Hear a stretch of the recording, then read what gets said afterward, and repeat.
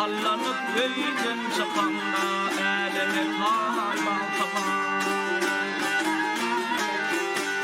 Otuna ucuk açıp bollu gönlü cahan kaltahan Aklıma tadan kalıp kuşunu algan kaltahan Kaltahan Tallanıp öyden çıkanda dinneler rahatlarım Güllüğün görmege darmin barramadır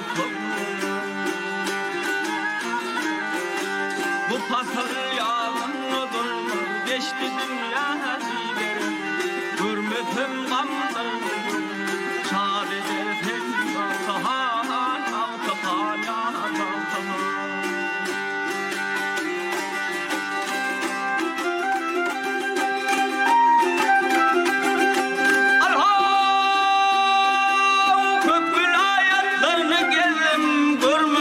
Sen eyterim, senin erveyn ağlarım, iki çeşmin yumuşarım.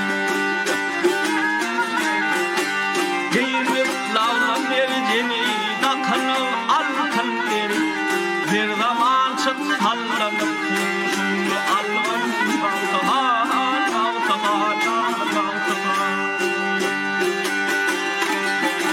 Devletli devranilerim var, yok ölümde pargalar, yüreğimde durdan uğruna tollu bağrım taralar.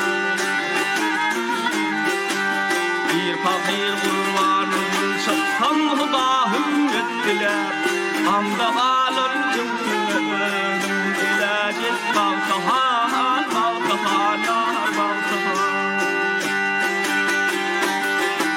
Bir fakir kurbanım çıksam hudahım ettiler, amda kalır